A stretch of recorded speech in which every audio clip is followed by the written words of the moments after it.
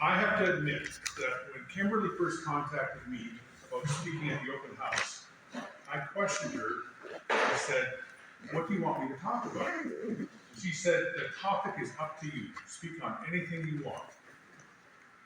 My first reaction was to write a story about puppies and kittens. Who doesn't love kittens and puppies? But then, considering the theme of the open house, I thought I should kind of bring it into something more appropriate. And I asked myself, why do we come here? I believe that we all have something in common, all of us. We all have something inside of us that we want to share. So tonight, I want to share with you 3 subjects about who you will find here at Toastmasters, why they joined, and then I'm going to share a secret which turned out to be the best advice I ever got about public speaking. So to start off with, does anyone here know how long your average Toastmaster member stays in the program? A year? Longer. Oh. Any other guesses? 6 months. 6 months? Longer? 3 years. Slightly shorter. 2.5 years Oh. is the average Toastmaster membership that you'll find. Now, some people join because they have a function that they want to serve. Either it's a speech at a wedding or a presentation at work. And they come into the program, join the membership, learn the basics, do their speech, and then they leave. Most people join because they're interested in self-improvement. They want to get better so they can be better at work or in social situations. And they come in and join and complete one of their Pathways modules. And that generally takes about 1 or 2 years to complete that. I like to use this manual, which shows how old I am. These paperback manuals were what we used to use before Pathways. And if you completed all of the projects in this manual, you were considered to be a competent communicator. And this is practically the equivalent of one of the Pathways modules. Now, long-term members, they're here for a variety of reasons. They enjoy the social aspects of the club. They like watching the progression of new members. And many of them are on a path themselves towards what we call a DTM. Does anyone know what DTM stands for? Kimberly? Distinguished Toastmasters. Distinguished Toastmasters. They're a typical end goal for a Toastmaster. And the reason I bring up DTM is because after you become a competent communicator and you're good at public speaking, a funny thing starts to happen. People start listening to you. And when people start listening to you, they expect you to fall into leadership roles. And that's what the DTM is all about. It teaches you leadership, conflict resolution. Toastmasters is really a program that's designed around leadership. In fact, if you look at this, can you tell me what it says on the logo right here? Where leaders are made. Toastmasters International, where leaders are made. It makes no mention about public speaking. Toastmasters is a leadership program. When we use communication, leadership skills, and conflict resolution come up to those ends. Those are the people you see in Toastmasters. And I believe that if you get involved in the program, then you'll be able to share with everybody those accomplishments in leadership and public communication. The next thing I wanted to talk about was, why would you join Toastmasters? I had the same question when I first started. The first meeting I ever went to, I met a young accountant who had graduated at the top of his class, taken every extra exam that he could, had taken every extra assignment, and when he graduated, he picked out the accounting firm that he wanted to go to and boldly scheduled an interview. And during that interview, he was flatly rejected. He said that he knew the subject matter, and he had all the qualifications. But when it came time to be face to face with an actual human being, he seized up. He said that he didn't realize that his lack of communication skills would prevent him from having a career in accounting where you don't really need communication skills. Advancing my own career was why I joined Toastmasters. I had had a successful career as a heavy-duty mechanic. And then, when I turned 50 years old, something horrible happened to me. I found my first gray hair. With that, I decided I wanted to get away from the manual labor involved in my trade and take on more administrative roles. To do that, I would have to take some educational upgrade. The business courses would have been nice if I could afford the cost and commit to the time required. But someone suggested I try Toastmasters. And I was in Toastmasters for about a year, and I noticed a change in myself. See, in Toastmasters, we teach people that speeches should have an introduction, and then several points to support your message, and then a conclusion to wrap everything up. And I found that outside of Toastmasters, particularly at work, I was following that format when I was speaking to others.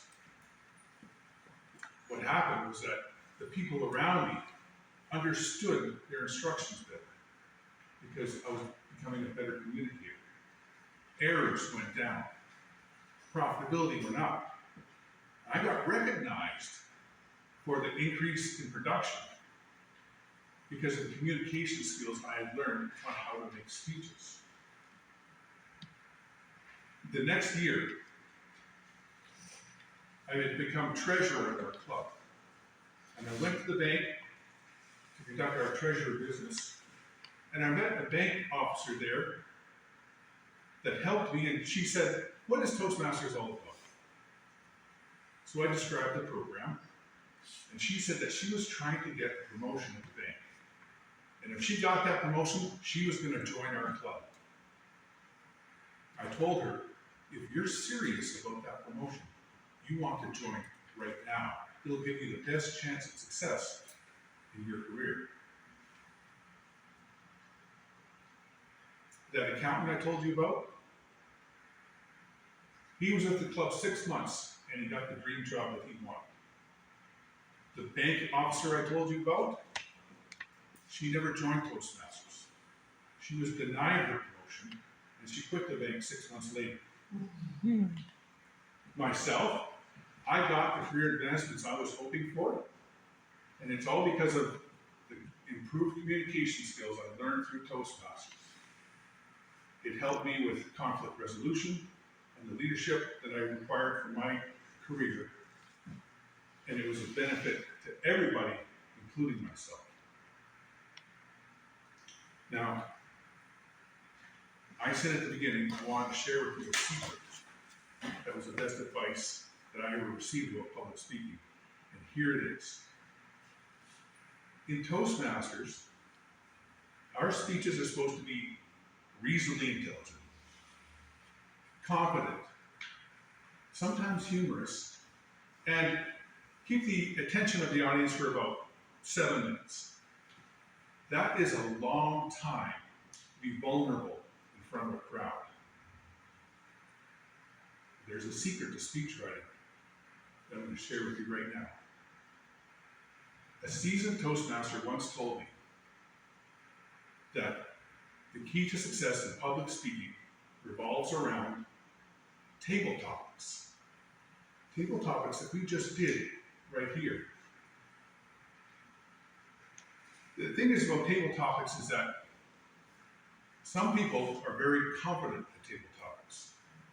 However, for the majority of us, myself included, it can be quite stressful. It's because we don't know what's going to happen when we get up here. Will we sound confident? Will we be intelligent? Or will we get rejected? Human beings are wired to fear what we don't know. So, I do have a question about table topics. And this is the secret. Why does table topics have to be unprepared? That was a challenge I got my first year. And I'm challenging everyone here in the same way. I suggest you go home tonight and write 10 table topic speeches on a variety of subjects. Could be politics, could be the environment, could be human nature, anything that you have an opinion on. Each speech should be 2 minutes long, have an introduction, 3 points to support your message, and a conclusion. This will build you a library of intelligent, thought-provoking responses you'll be able to use not only during table topics, but whatever other social functions you attend. And once you get your 10 speeches in your library, you can add 1 more speech a week. Just 1 2-minute speech a week is not a very big commitment, but after a year, you would have over 50. And this would wind up with you being the most articulate and possibly the most intelligent sounding person in any room.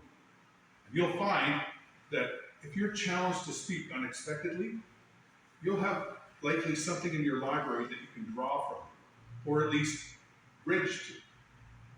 Now, bridging is another secret that helped me out a lot. Bridging is where you change the topic to something that you want to talk about. Let's say if the topic was about the sun, you could start your speech by saying, the sun is so boring that I've decided to talk about the moon today. I met a first-year Toastmaster who was struggling to fit in. He was an immigrant from India. And even though he'd been here for 10 years, he confided to me that he wasn't making any friends. He said, everybody here in Canada talks about hockey, hockey, hockey. Back in India, all we played is cricket. I don't understand it. He says, in Canada, I feel left out. I think we all know what it feels like to feel left out. I suggested he write 10 2-minute speeches on sports. And every time somebody around him would start talking about hockey, he could bridge one of his subjects into the conversation by saying, that's not something we've ever done in India. The favorite speech that he wrote, the favorite one of mine, was titled, Hockey Makes Better Fighters, while Cricket Makes Better Lovers. Nice. Just for the record, after I heard that speech, I tried playing a few games of cricket. Nice. For scientific research. I'd like to report I saw no changes in myself. His social interactions expanded. People were interested in the differences that he shared. And he even got invited to a few hockey games. Later he told me that he didn't feel left out anymore. It's because he used prepared speeches and bridging to build confidence and be able to share and connect with others. So in summary here, I'd like to point out 3 things. Number 1, everyone is welcome here, whether you just have 1 speech or you want to become a professional speaker. Number 2, if you build a library of 2-minute speeches, it's a great step towards building confidence so you can connect with others. And lastly, if you use the skills you develop here at Toastmasters to improve your professional and your personal life.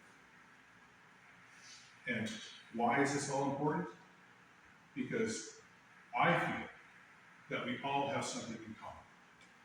We all have something inside of us that we want to share. Oh,